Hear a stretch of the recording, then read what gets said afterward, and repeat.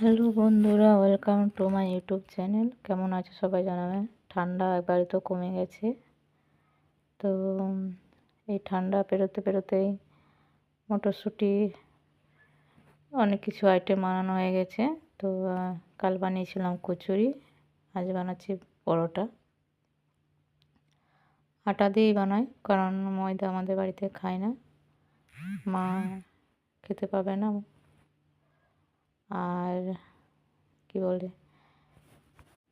তো আমার শরীরটা খুবই খারাপ, ডান হাতে খুব ব্যথা, পুরো ঘাড় থেকে পা হাত পর্যন্ত আর কোমরে। আজকে আমার কোমরে এমন খিঁচড়ি লেগেছে, কিছু বলার নেই।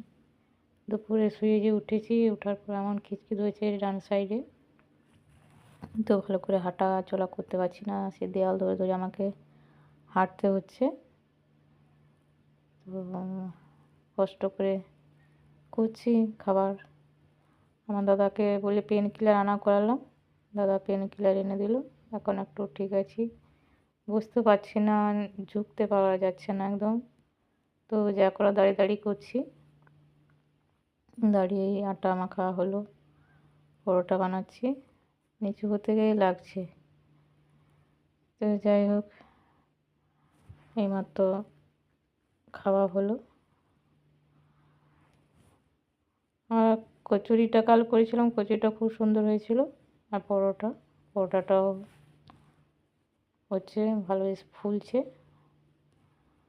বাবা বলছিল যে শরীর ভালো নয়, তো ছেড়ে দিতে, মুড়ি খেয়ে নেবো বললো। তো আমি বললাম না, যাক দাঁড়িয়ে দাঁড়িয়ে বানিয়ে নিই। খেতে ইচ্ছে করছিল তাই বানিয়ে ফেললাম। আপনাদের কার কার মটরশুঁটির পরোটা, কচুরি পছন্দ একটু জানাবেন।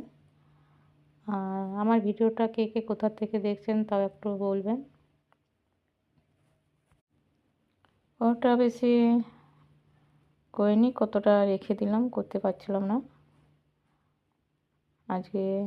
কালকে সকালে হবে কতটা। আমি আটাটা মেখে ফ্রিজে রেখে দিয়েছি, কাল সকালেও গরম গরম ভাজা হবে। এগুলো সব গরম গরমই খেতে ভালো লাগে, ঠান্ডা হয়ে গেলে ভালো লাগে না। তো আজকে মা বেশি খেতে পারলো না, বাবা খেলো, আমি খেলাম। তেলের জিনিস আমারও খুব একটা পছন্দ না, তাও মাঝে মাঝে খাই। তো এই পরোটা লুচি খুবই কম করা হয় আর কি, শীতকাল বলে মটরশুঁটিটা করে নিচ্ছি। আর তো এই বছর পাওয়া যাবে না। তো রাখছি, টাটা, ভালো থাকবেন, সুস্থ থাকবেন।